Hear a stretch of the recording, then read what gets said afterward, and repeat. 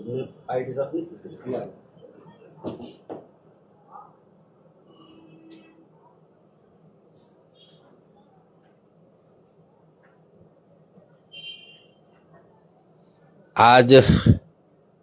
हम जिस विषय पे चर्चा करने वाले हैं, आपने देखा होगा कि कांग्रेस के लोग आजकल एक डायरी हाथ में लेकर के संविधान बचाओ का जो फर्जी नारा है उसको लगा रहे हैं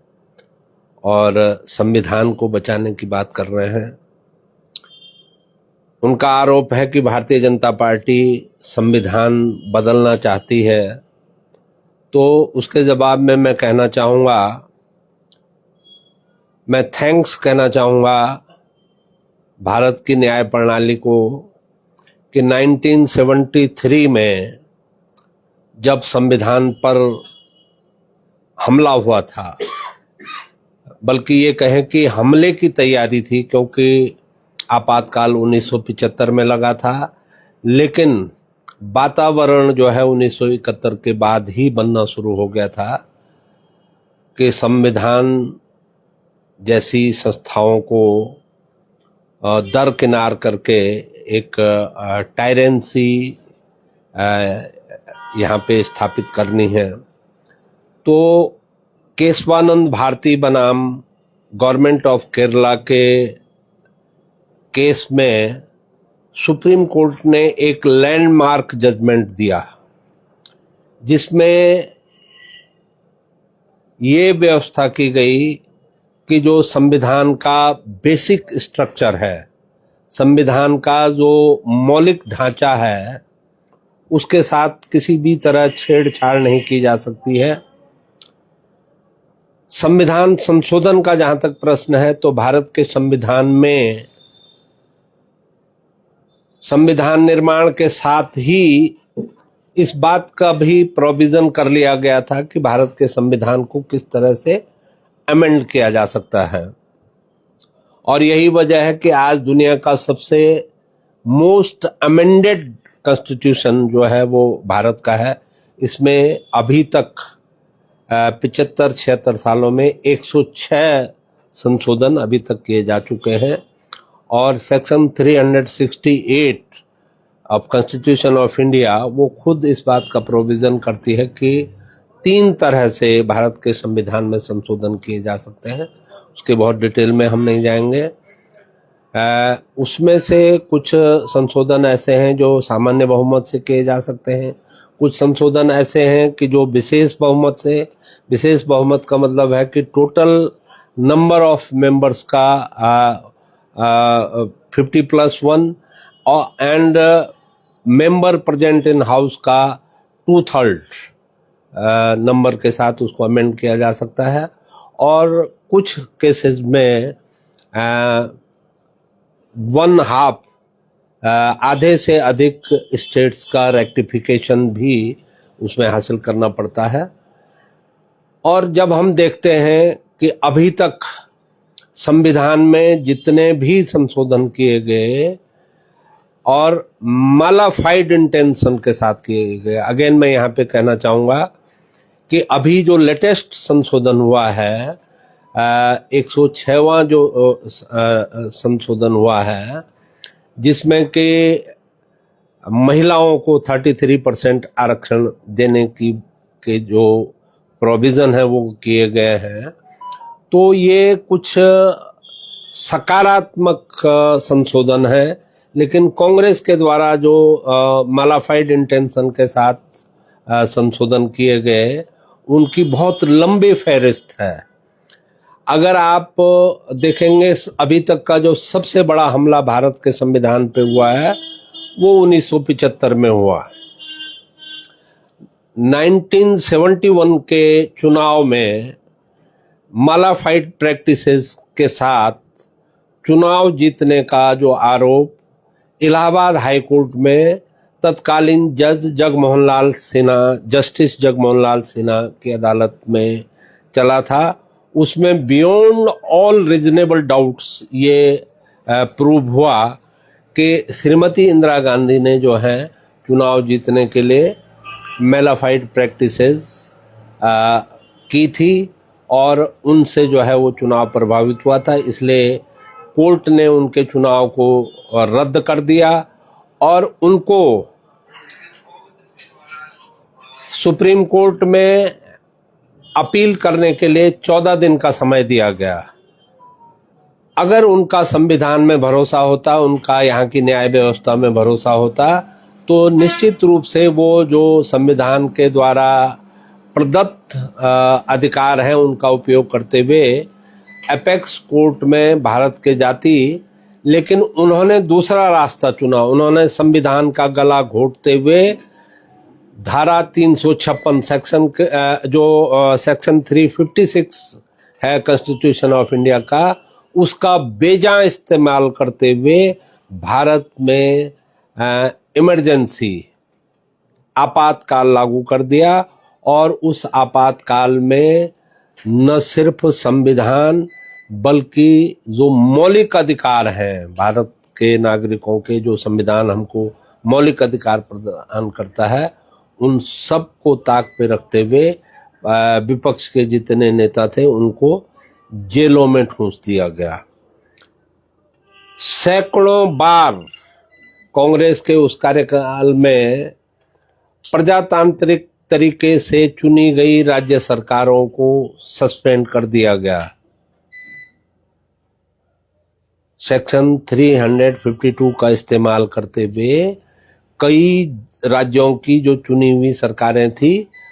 जो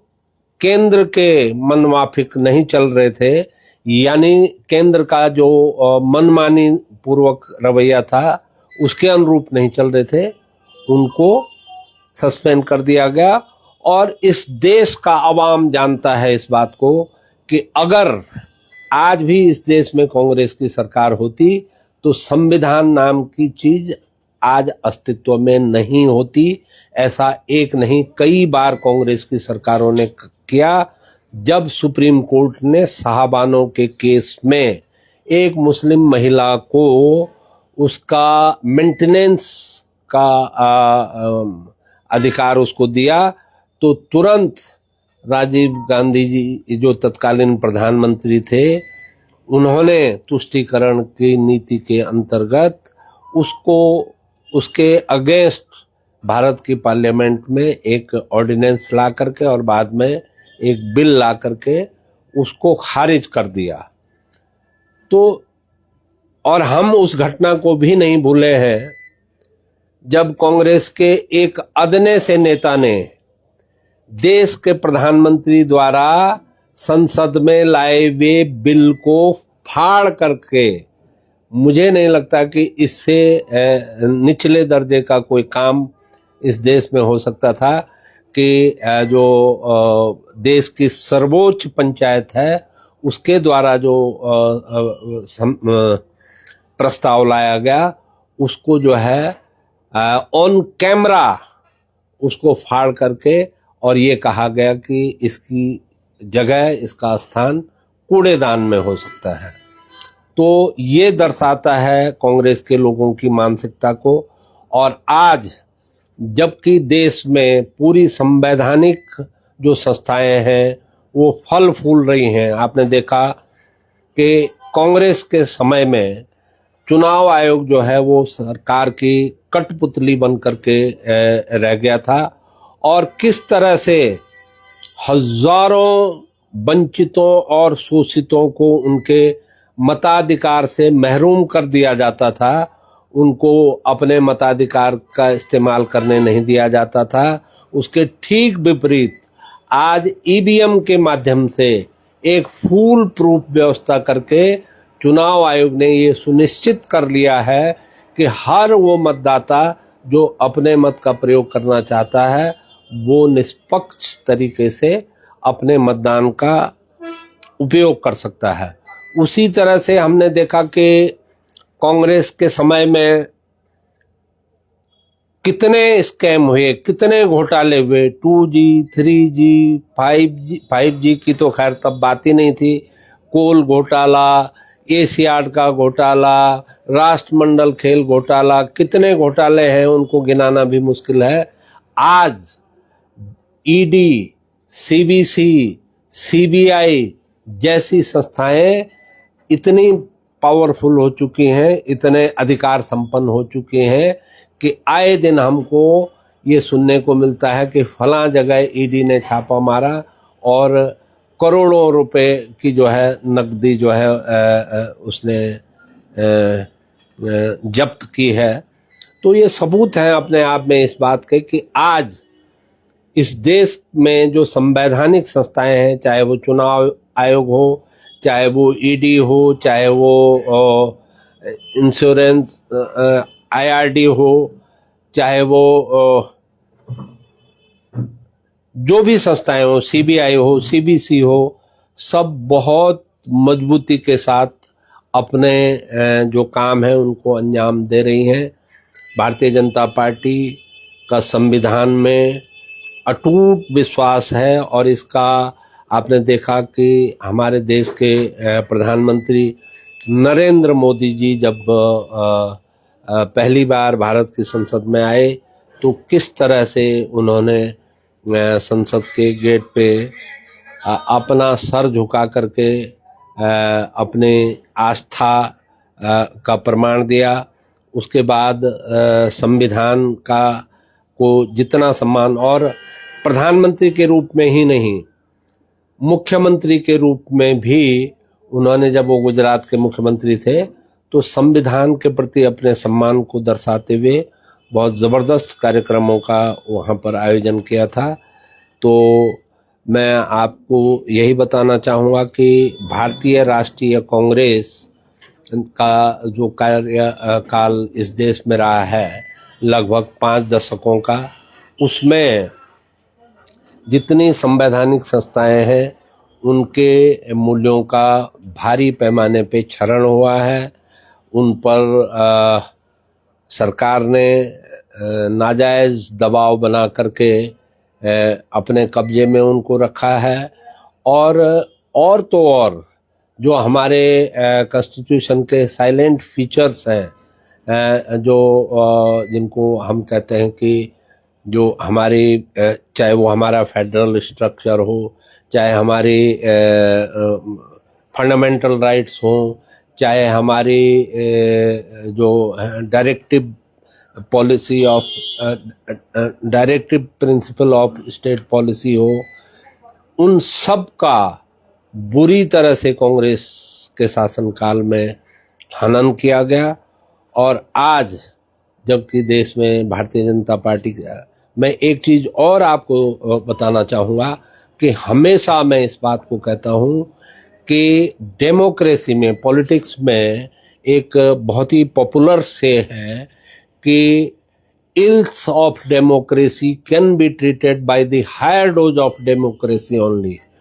जो प्रजातंत्र के मूल्यों में जब क्षरण होने लगता है, उनमें कमी आती है, तो उसका तरीका ये नहीं है कि आप आपातकाल की घोषणा कर दें, बल्कि उसका तरीका ये है कि you have to be more democratic, आपको और प्रजातांत्रिक होना पड़ता है। और इसका सबसे बड़ा उदाहरण जो है वो 1977 का है, जब देश के सारे मौलिक अधिकारों का हनन कांग्रेस की सरकार द्वारा किया गया। तो 1977 में जैसे ही जनता को मौका मिला, जनता ने जो है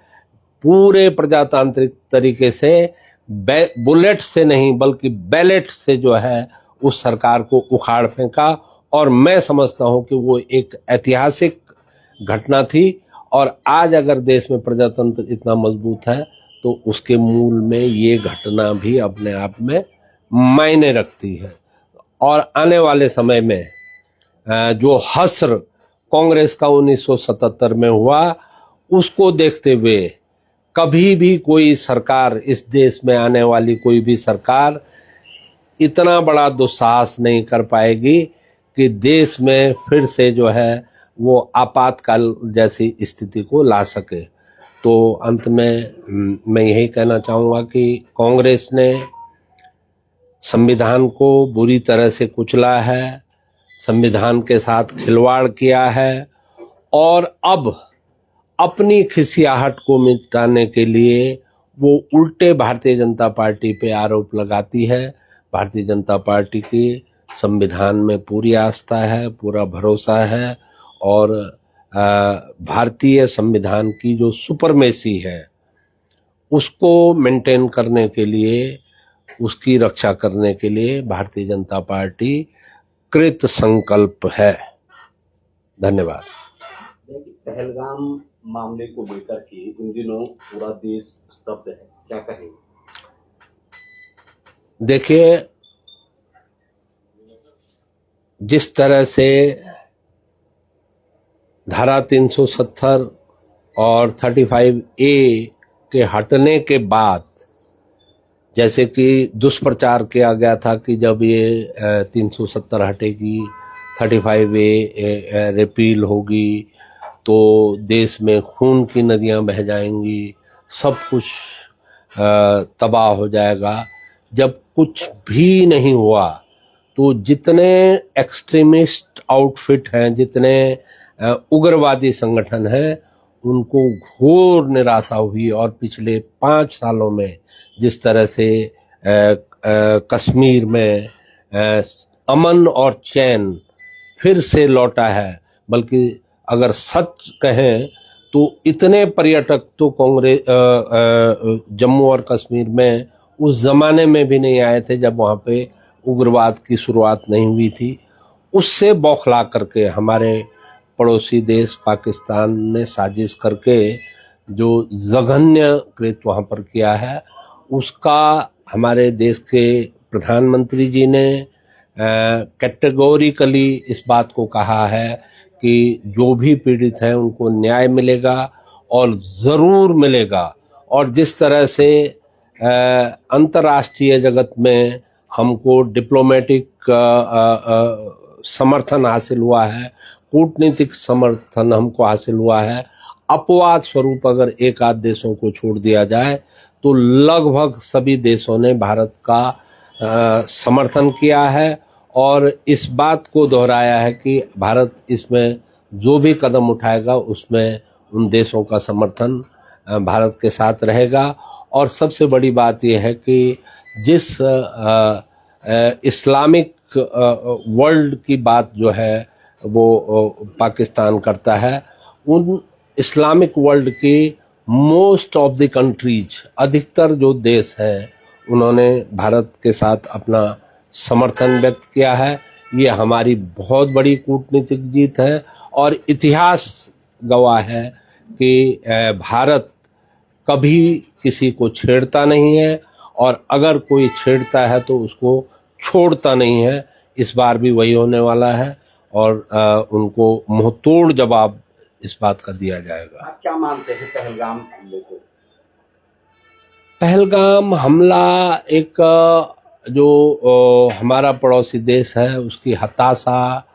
उसकी निराशा, उसकी खीज का परिणाम है, क्योंकि वो उम्मीद कर रहे थे कि धारा 370 हटने के बाद कांग्रेस में एक अराजकता की कश्मीर में एक अराजकता की स्थिति पैदा हो जाएगी। लेकिन जब ऐसा कुछ भी नहीं हुआ, उसके विपरीत वहाँ पे एक सौहार्दपूर्ण माहौल बनना शुरू हुआ, तो उससे बौखला करके उन्होंने ये कदम उठाया है और इसका उनको हिसाब चुकता करना पड़ेगा। चारधाम यात्रा उत्तराखंड में प्रारंभ हो चुकी है, जिस तरीके से जम्मू कश्मीर में आतंकी घटना देखने को मिली है, क्या यात्रा पे प्रभाव पड़ सकता है? मेरे ख्याल से अगर प्रभाव पड़ता भी है तो सकारात्मक प्रभाव पड़ेगा, क्योंकि हो सकता है कि जो पर्यटक कश्मीर के टूर प्लान कर रहा था वो उत्तराखंड की तरफ डाइवर्ट हो सकता है, क्योंकि उत्तराखंड में इस तरह की परिस्थितियां न तो कभी थी, न है और न निकट भविष्य में होने की संभावनाएं हैं। यहाँ पे यात्रा शांतिपूर्वक चलेगी।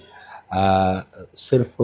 मसला कभी कभी जो भीड़ को नियंत्रण करने को लेकर के होता है, लेकिन इस बार सरकार ने जो है पूरी तैयारियां करनी है। ऑनलाइन ऑफलाइन सारे विकल्प जो हैं वो रजिस्ट्रेशन के उपलब्ध करवाए गए हैं। इसके अलावा इस बात को इंश्योर करने के लिए एक मैकेनिज्म तैयार किया गया है कि हर उस स्टेशन की, हर उस पड़ाव की जहाँ पे यात्री ठहरता है, उसकी कैरिंग कैपेसिटी का आकलन कर लिया जाए और ये सुनिश्चित कर लिया जाए कि उसकी कैरिंग कैपेसिटी से ज़्यादा लोग किसी स्पेसिफिक डे को उस पड़ाव पे न हो। सुरक्षा की अगर हम बात करें तो रुद्रप्रयाग जनपद में केदारनाथ धाम है, किस तरीके की तैयारियां हैं सरकार की? देखिए, आज मैं देख रहा था कि पहली बार जो है जो पैरामिलिट्री फोर्सेस हैं उनका भी डिप्लॉयमेंट इसमें किया गया है। हमारी जो पुलिस फोर्स है वो पूरी तरह से सक्षम है, मुस्तैद है, लेकिन फिर भी किसी तरह की कोई शरारत न हो उसके लिए जो है पैरामिलिट्री फोर्सेस को भी डिप्लॉय कर दिया गया। इसे सरकार की गंभीरता ही कहेंगे कि चार धाम पे अब बम निरोधक दस्ता और आतंकवादी निरोधक दस्ते भी तैनात रहेंगे? देखिए, कहते हैं prevention is better than cure. अगर हमने ऐसी एहतियात बरती है तो उसकी प्रशंसा होनी चाहिए। ऐसी कोई स्थिति, देखिए, जब तक कोई घटना नहीं घटती है तो थ्योरी ऑफ प्रोबेबिलिटी, संभाव्यता का सिद्धांत कहता है कि हर बात की संभावनाएं मौजूद होती हैं और अगर इस तरह की कोई संभावना होती है तो उससे निपटने के लिए हम पूरी तरह से तैयार हैं।